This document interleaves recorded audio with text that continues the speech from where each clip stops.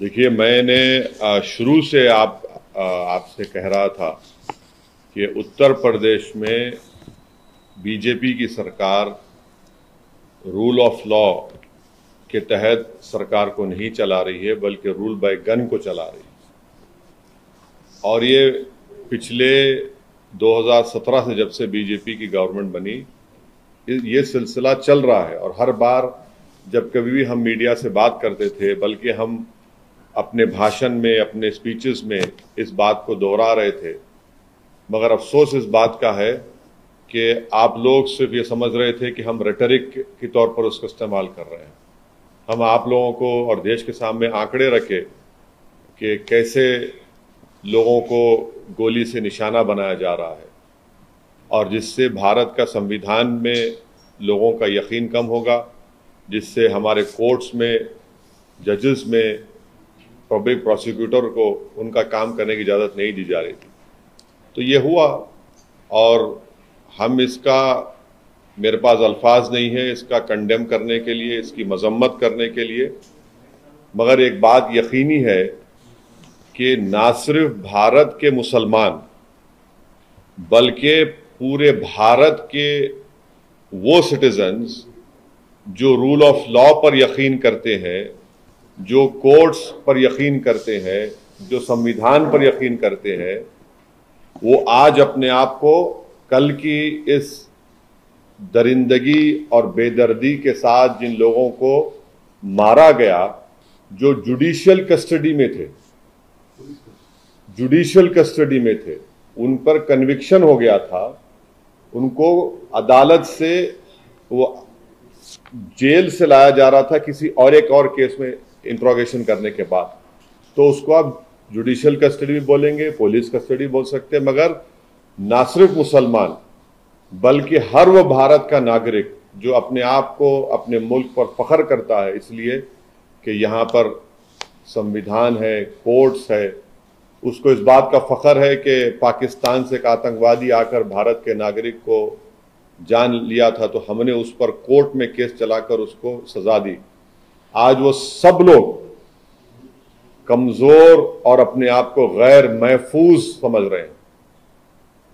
वो अपने आप को कमजोर और गैर महफूज समझ रहे हैं। कल का जो मर्डर हुआ है, ये कोल्ड ब्लडेड मर्डर कहते हैं, उसको देखने के बाद हर वो भारत का नागरिक जो भारत के संविधान पर यकीन करता है, भारत की अदालतों पर उसको यकीन है, आज वो अपने आप को कमजोर और गैर महफूज समझ रहा है।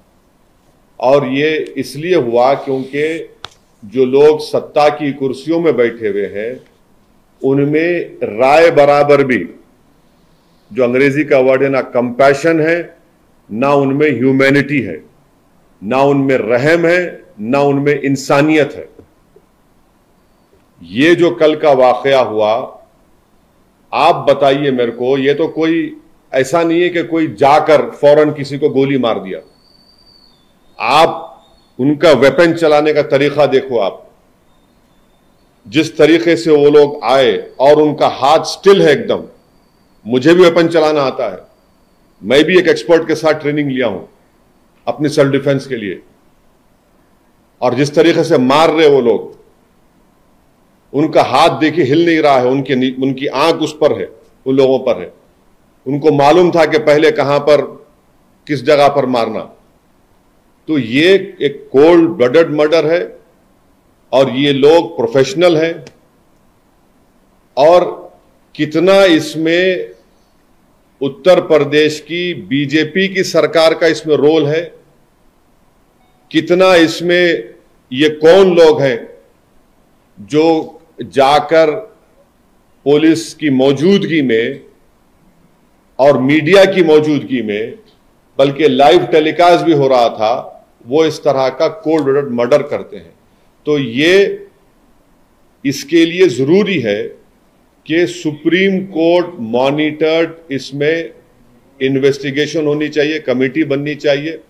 मैं सुप्रीम कोर्ट से दरख्वास्त करता हूं, प्लीड करता हूं, क्योंकि 28 मार्च के दिन सुप्रीम कोर्ट ने एक फैसला दिया था कि कल जो लोग मारे गए, उसमें से एक शख्स ने जो एक मुसलमान एक्स एमपी है, जो एक मुसलमान एक्स एमपी है, वो कोर्ट को गए थे कि मेरी जान को खतरा है, सुप्रीम कोर्ट को। तो सुप्रीम कोर्ट ने यह कहा था कि जब आप जुडिशियल कस्टडी में है और आपको पुलिस कस्टडी में लेकर जा रहे तो स्टेट की जिम्मेदारी है।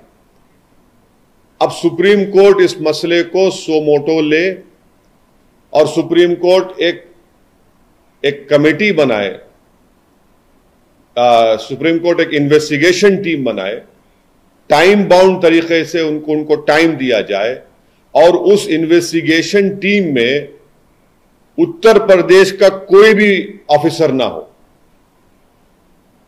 एक टाइम बाउंड तरीके से वो इन्वेस्टिगेशन टीम बननी चाहिए जो सुप्रीम कोर्ट को रिपोर्ट करे और एक टाइम बाउंड मैनर में वो इन्वेस्टिगेशन मुकम्मल होना चाहिए। क्योंकि ये बात मैं कोई भी यकीन नहीं कर सकता कि ये लोग सिर्फ उठकर आए, कौन इनको बोला वहां पर, इनका बैकग्राउंड क्या है और कैसे वो लोग इस तरह घुस गए वहां पर और क्यों पुलिस ने उनको रोका नहीं।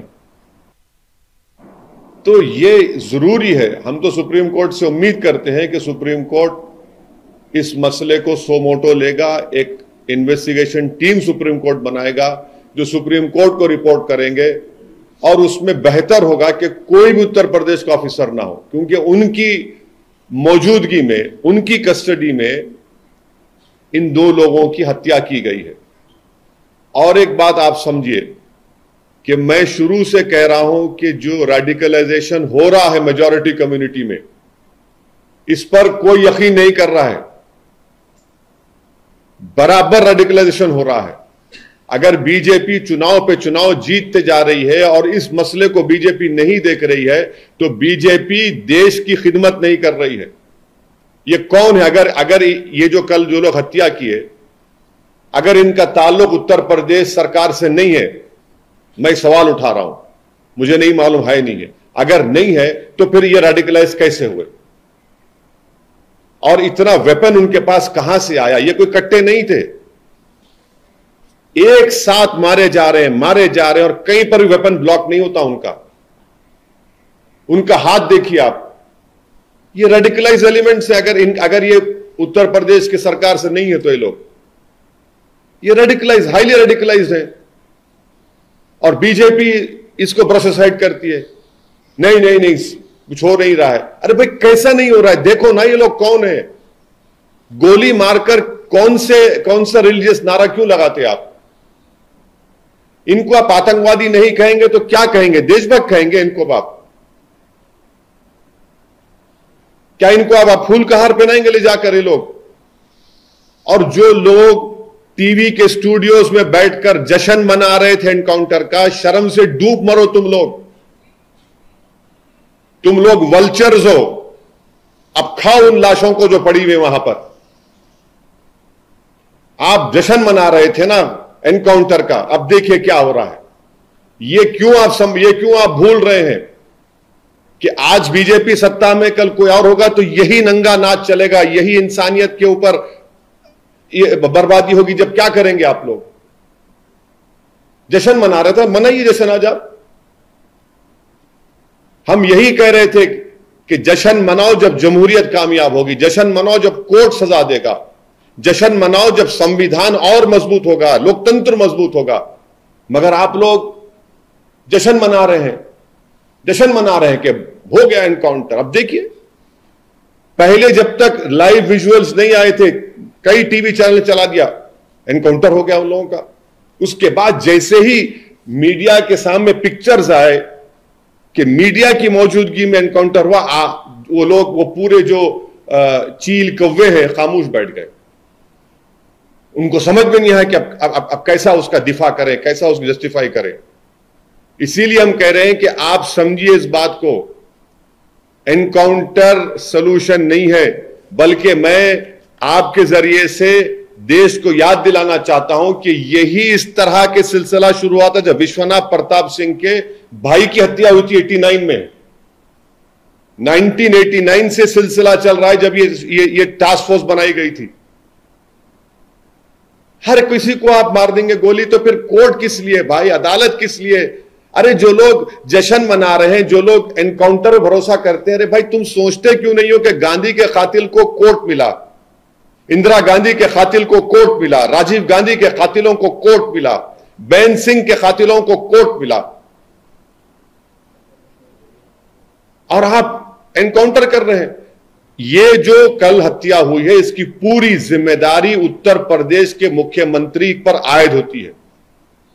उत्तर प्रदेश के मुख्यमंत्री में अगर कॉन्स्टिट्यूशनल मोरालिटी जिंदा है तो उनको अपने पद को छोड़ना पड़ेगा।